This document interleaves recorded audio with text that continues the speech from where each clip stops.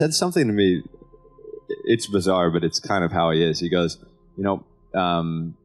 I have this avatar right now that I'm driving, and I'm having a really fun time driving my avatar. He goes, I hope I have the experience in my next life to have the chance to drive another really fun avatar. He's like, I'm just really enjoying it. And he goes, I have to look at my phone to see exactly what he said, but how he said it was just perfectly. It made sense in my head, and it's really cool.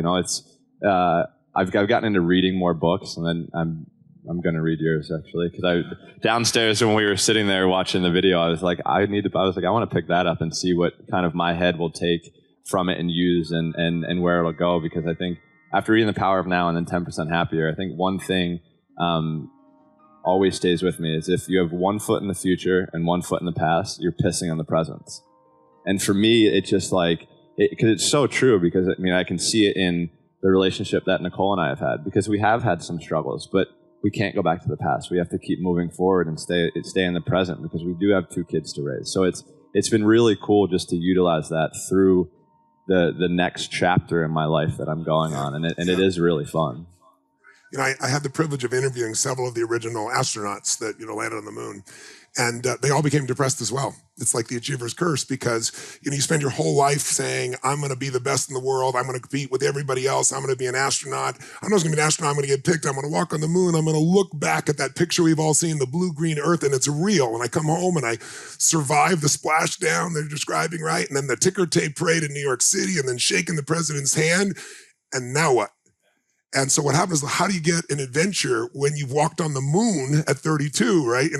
And they all got into drugs or alcohol or got depressed because they didn't find how to find adventure in a smile, how to find that little piece. We've just spent a few days here. A lot of the individuals here, they've all had extraordinary careers.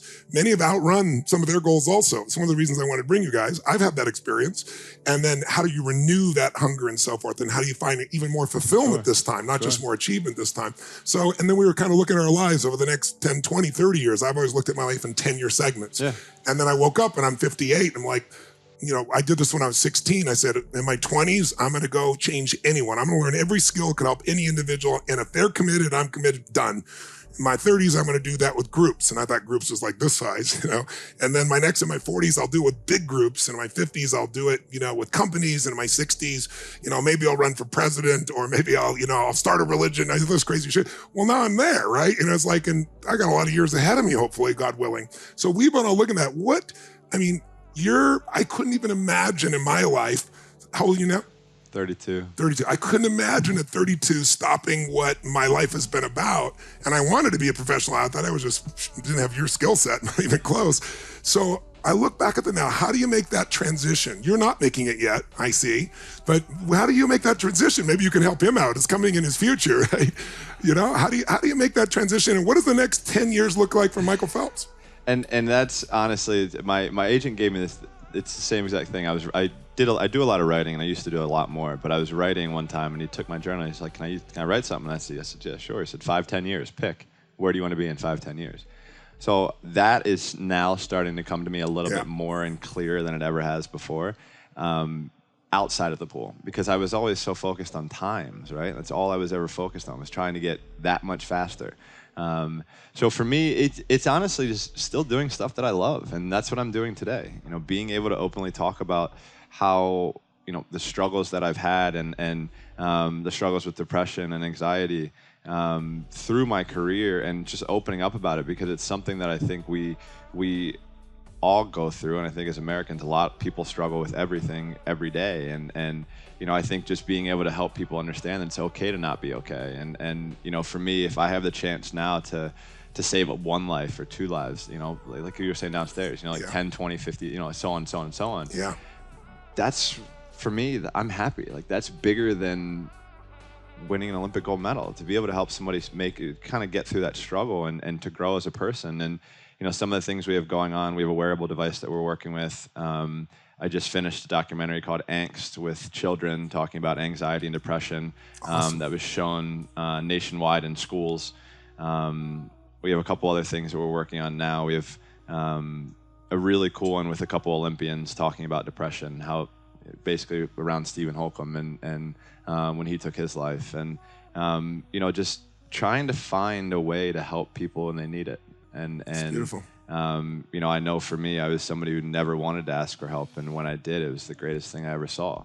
So really sharing my story that way, but continuing to raise awareness for water safety and teaching kids to be water safe, I think is something that has always been a passion of mine. And as we said before, that's how I started to swim. And our foundation is nationwide,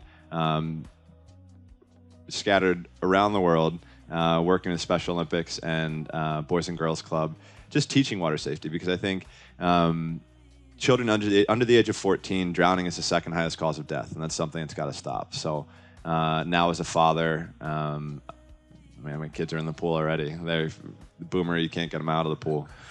Oh my God. Big surprise. But honestly, just being able to do what I love, you know, I think that's something that I will continue to do, and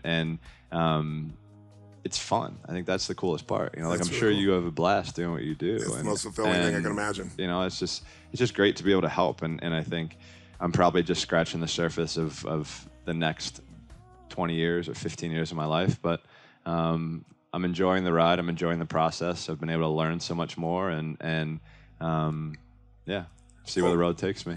I love to invite you both sometime. I'll be rooting for him in Tokyo. Well, we all will. I'll be there. That's awesome.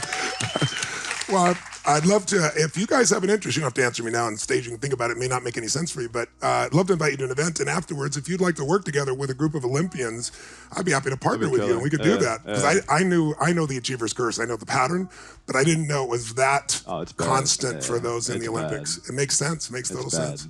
You both are just such extraordinary. You're not only extraordinary men in your performance, you're extraordinary souls, and you've gone through, and you've really been open to us and sharing, and it's really inspired us. And we just want to thank you both. Let's have a giant hand, Michael Phelps.